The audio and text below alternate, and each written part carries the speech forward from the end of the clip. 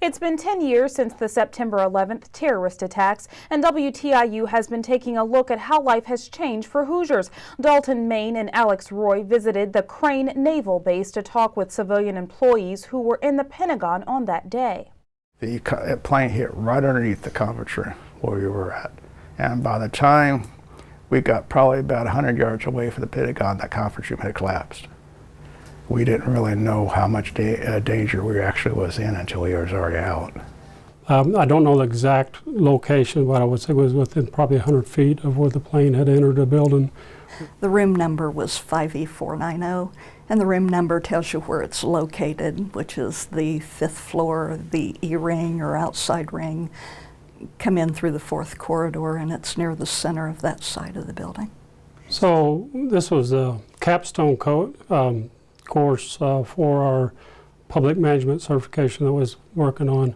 The undersecretary had given her brief, closed it, was going to the question and answers. When there was a loud noise and explosion, it sounded like a bomb had gone off, and that was really what I thought had happened. We thought somebody had planted a bomb in the subway system. And then we felt the building shake. And it wasn't just shaking, it was jerking. It must have been as the plane hit one support column after another. Then smoke started coming in through the ceiling tiles. And the undersecretary stated, you know, we're under attack and we'll get out of here. And so everyone headed for the door. There was about 30-some in that conference room that headed for the one door out. And John Falkville, he looked over, there was a emergency door right across the hallway. He opened the door and looked down, and then I went over there and looked over behind him.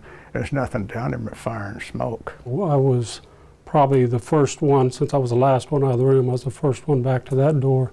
And when I'd opened the door, I mean, there was no stairs. I mean, it was just totally, and I said, well, we're not going this way.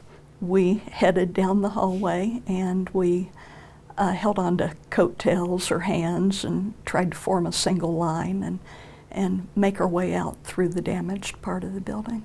It was kind of interesting. All the people in the class, nobody really panicked. Everybody was kind of staying calm, and we just focused on just making sure there was no stragglers and everybody got out of the building in a safe and orderly manner without causing any issues to anybody else. And I remember once we got out of the building, I had a cell phone and trying to call back and let my wife know that, you know, I'd made it out of the building. And, you know, it was just, you know, call after call after call, and the lines was always busy.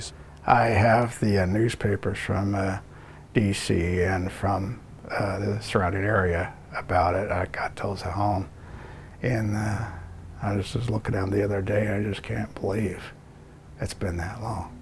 You know, looking back, I was not familiar at all with where we had entered the building at or where we'd actually ended up at. So on the exit out, I had, you know, was very clueless on where to go, very clueless on where the exits might be and stuff like that. So, you know, I mention that because now as I go into a building, I'm more aware of, you know, how to get out of the building.